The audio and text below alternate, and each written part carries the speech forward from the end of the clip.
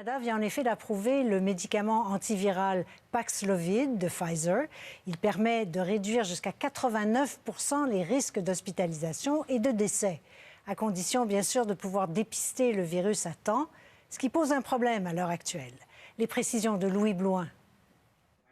En pleine vague d'Omicron, les scientifiques du gouvernement fédéral sont forcés d'annoncer la bonne nouvelle derrière leur écran. L'autorisation accordée aujourd'hui permet d'ajouter un nouvel outil dans la trousse d'outils contre la COVID-19. La pilule antivirale Paxlovid de Pfizer est approuvée par Santé Canada.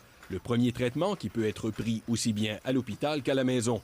Il est réservé à une clientèle ciblée, les adultes atteints d'une forme modérée de la COVID-19 qui sont à risque de maladies graves. Ça me rassure énormément parce que pour aujourd'hui, j'ai pas vraiment de solution si j'attrape la COVID. Un soulagement pour les personnes immunosupprimées comme Jacques Dagneau, mais il espère être en mesure de mettre la main sur le médicament antiviral en cas de besoin. Ça nous préoccupe sa disponibilité. Paxlovid vient avec son lot de défis logistiques. Il doit être prescrit par un médecin aux personnes contaminées et pris dans les 5 jours suivant l'apparition des symptômes.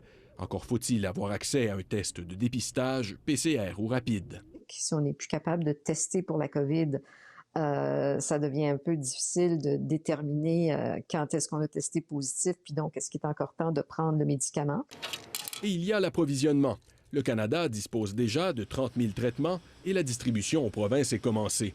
120 000 de plus vont s'ajouter à l'inventaire en février et en mars. Ottawa s'est entendu avec Pfizer pour en recevoir 1 million au total. La course est lancée à l'échelle internationale pour en obtenir. Le ministre refuse de dire combien le gouvernement paie pour ce nouveau médicament. La concurrence est très forte, mais le Canada s'en sort très bien.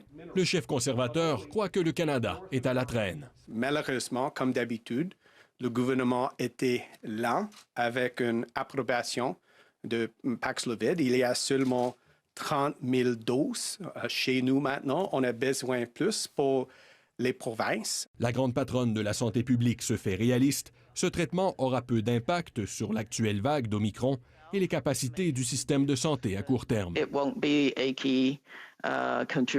La pilule de Pfizer est réservée aux personnes vulnérables et disponible en nombre limité. Les autorités de la santé insistent, la vaccination et la 3e dose demeurent les outils les plus efficaces pour se prémunir contre les effets graves de la maladie. Ici Louis Blouin, Radio-Canada, Ottawa.